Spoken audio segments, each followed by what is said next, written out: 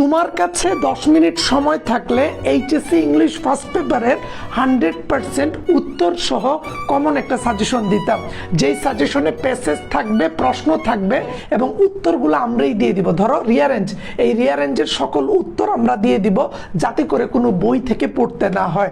আজকের এই ভিডিওটা যারা শেয়ার দিবে, কমেন্টে যারা বন্ধু বান্ধবকে মেনশন দিবে, আমাদের এই ফেসবুক পেজটা যারা ফলো দিবে, তারা ইংরেজি ফার্স্ট পেপারের এই ফাইনাল সাজেশনটা পাবে, যেখানে উত্তর সহ সকল প্রশ্ন আমরা দিয়ে দিচ্ছি। যে দেখো স্টোরি রাইটিং এর উত্তর সহ বিগত বছরের সব প্রশ্ন উত্তর দিয়ে দিব।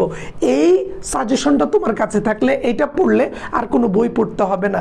যারা ভিডিওটা শেয়ার দিবে তাদের জন্য আছে এইচএসসি টেস্ট পেপার। এই যে দেখো, তোমাদের জন্য 50টা টেস্ট পেপার কিনে এনেছি। এইটা একটা বান্ডিল, আরেকটা বান্ডিল আছে আমাদের এইখানে। এই যে দেখো, এই দুইটা বান্ডিলে আমরা টোটাল 50টা বই নিয়ে এসেছি। যারা আজকের এই ভিডিওটা শেয়ার দিবে, আমাদের ফেসবুক পেজটা ফলো দিবে এবং বন্ধু বান্ধবকে কমেন্টে মেনশন করে দিবে, তারা পাবে এই ক্লাসের পিডিএফ, সাথে লটারির মাধ্যমে 20 জনকে এইচএসসি টেস্ট পেপার দিব। কথা না বাড়িয়ে এইচএসসি ইংলিশ ফার্স্ট পেপারের সাজেশনটা নিয়ে কথা বলি। একেবারে শুরু থেকে আমি ব্যাখ্যা সহ উত্তরও দিয়ে দিব, যাতে করে তোমাকে আলাদা করে আর কোনো বই পড়তে না হয়। এইচএসসি ইংলিশ ফার্স্ট পেপারের এই সাজেশনটা রাখো। তুমি আমার কোনো ক্লাসের আগে যদি নাও দেখো, এই ক্লাসটা একটু শেয়ার দিয়ে তোমার কাছে রাখো, যাতে করে এইচএসসি পরীক্ষাটা ভালো হয়। দেখো, আমি যদি দেখাই এইচএসসি ইংলিশ ফার্স্ট পেপারের প্যাসেজের জন্য যেখানে এমসিকিউ এবং কোয়েশ্চেন অ্যান্সারিং থাকবে, সেই জায়গায় তুমি সিভিক এনগেজমেন্টটাকে গুরুত্ব দিয়ে পড়বে। সিভিক এনগেজমেন্ট থেকে প্রশ্ন আসার সম্ভাবনা বেশি। তারপর ফ্যামিলি রিলেশনশিপ থেকে আসতে পারে। গত বছর ঢাকা বিশ্ববিদ্যালয়ের ভর্তি পরীক্ষায় ফ্যামিলি রিলেশনশিপ থেকে প্রশ্ন দিয়েছিল। কনজিউমারিজম পড়বা এবং দ্য গ্রেটা থানবার্গ, অর্থাৎ আমরা গ্রেটা থানবার্গের একটা ইফেক্ট দেখেছিলাম, গ্লোবালাইজেশন নিয়ে সে কাজ করেছিল পরিবেশ রক্ষার ক্ষেত্রে। তুমি এই যে গ্রেটা ইফেক্টটা একটু পড়বা। এই চারটাকে অধিক গুরুত্ব দিয়ে বাকি সবগুলাই দেখে যাবা, কারণ যেহেতু ভিন্ন প্রশ্নে পরীক্ষা হবে, সেই ক্ষেত্রে ওনারা চাইলে ফোক মিউজিক থেকে একটা টপিক বা ড্রিম থেকে সহজ দেখে একটা প্রশ্ন দিতেই পারে। বাট তুমি এই সবগুলা প্যাসেজ পড়বা। বাট পরীক্ষার আগের দিন যদি দেখে যেতে চাও, পরীক্ষার আগের দিন বা 2 দিন আগে সিভিক এনগেজমেন্ট একেবারে প্রতিটা প্যাসেজের বাংলা অর্থ, ওয়ার্ড মিনিংগুলো দেখবা। Family relationship, consumerism, the Greta effect, এই চারটা দেখে বাকিগুলা একবার করে পড়ে যাবা। এগুলো কোন ইউনিটের কোন লেসন সেটাও কিন্তু লেখা আছে। তারপরে দেখো এইচএসসি প্যাসেজ নাম্বার 2, যেটার মাধ্যমে ফ্লো চার্ট এবং সামারি লেখার নিয়মটা আসবে। সেই ক্ষেত্রে তুমি আরো 10টা চমৎকার প্যাসেজ দেখে রাখতে পারো। এর মধ্যে দ্য লিজেন্ড অফ গাজী থেকে ফ্লো চার্ট আসার সম্ভাবনা প্রায় 100%। লিখে রাখো, স্বাধীন ভাই বলছে দ্য লিজেন্ড অফ গাজী থেকে ফ্লো চার্ট আসার সম্ভাবনা প্রায় 100%। সে নো টু বুলিং, তারপর হচ্ছে food and culture, what is environmental justice. এই জায়গাগুলো একটু ভালো করে দেখবা, এখান থেকে প্রশ্ন আসতে পারে। আবার তারা কিন্তু কোন একটা ফ্লো চার্টের জন্য লালন শাহ রিলেটেড প্রশ্ন করতে পারে।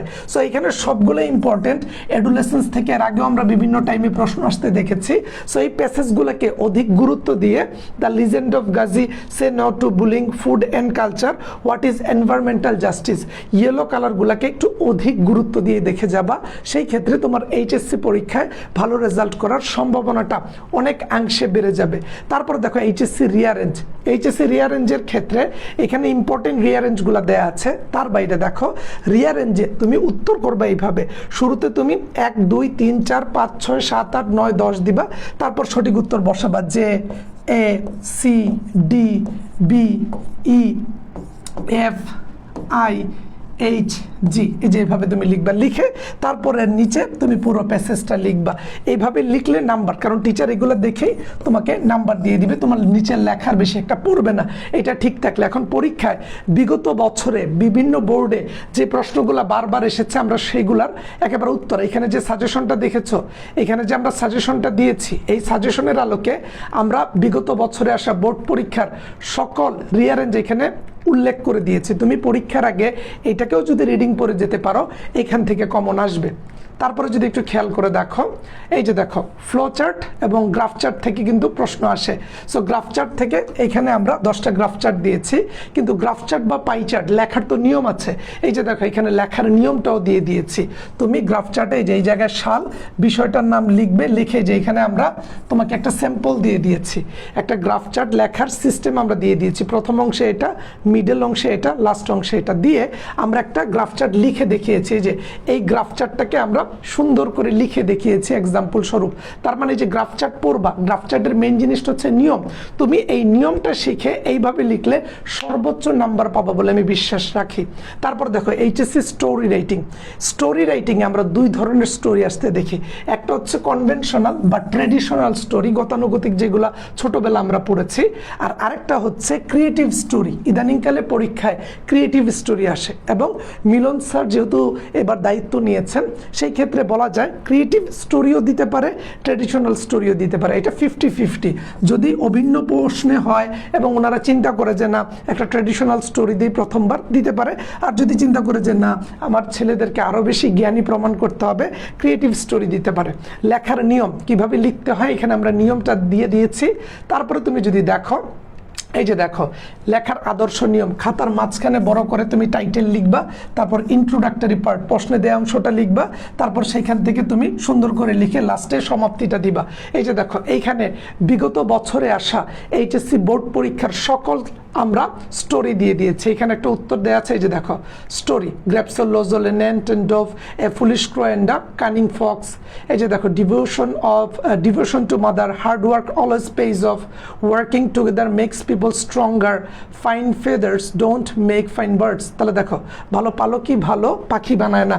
এ কিং অ্যান্ড হিজ ডটার, এখানে সব তথ্য সুন্দর করে দেওয়া আছে। লায়ার কায় boy, the naughty boys of the frogs, এখানে সব সুন্দর করে দেয়া আছে। সব এখানে একেবারে সাজানো সুন্দর গুছানো আকারে দেয়া আছে। এর বাইরে তোমরা অনেকেই জানো আমাদের এইচএসসি টার্গেট A+ ব্যাচে ভর্তি চলছে। আমাদের এই ব্যাচে যারা ক্লাস নিচ্ছেন সবাই ঢাকা বিশ্ববিদ্যালয়ের শিক্ষার্থী। আমাদের এই ব্যাচে যারা ভর্তি হতে চাও তারা আমাদের হোয়াটসঅ্যাপ নাম্বারে একটু কল দাও। আমাদের এই ব্যাচে আমরা বাংলা, ইংরেজি এবং আইসিটি, দেখো বাংলা, ইংরেজি এবং আইসিটি, বাংলা, ইংরেজি, আইসিটি ইবিআই কোর্স দিচ্ছি 1800 টাকায়। এবং যারা বাংলা, ইংরেজি, আইসিটির পাশাপাশি গ্রুপ সাবজেক্টে অর্থনীতি, ইতিহাস, ইসলামের ইতিহাস, মনোবিজ্ঞান, সমাজকর্ম, সমাজবিজ্ঞান, ভূগোল, পৌরনীতি, যুক্তিবিদ্যা, ইসলাম শিক্ষা, কৃষি শিক্ষা, গ্রাস্থ, হিসাব বিজ্ঞান, মার্কেটিং, ম্যানেজমেন্ট, ফিনান্স পড়তে চায়, তাদের 1800 টাকার সাথে আর 400 টাকা দিলেই হবে। 2200 টাকায় ফুল সিলেবাসের ক্লাস করতে পারবে। এখন কেউ যদি বলে যে ভাইয়া আমি তো বাংলা, ইংরেজি, আইসিটি অন্য জায়গায় পড়ি, শুধু গ্রুপ সাবজেক্ট পড়বো, শুধু গ্রুপ সাবজেক্ট 1250, কিন্তু প্যাকেজ আকারে তুমি যদি ফুল কোর্সটা নাও তাহলে তুমি 2200 টাকায় এইচএসসি পরীক্ষার আগ পর্যন্ত ফুল সিলেবাসের ক্লাস একেবারে বেসিক টু অ্যাডভান্স এগুলা পড়িয়ে বাংলা অর্থ সহ আমরা শেষ করে দিব।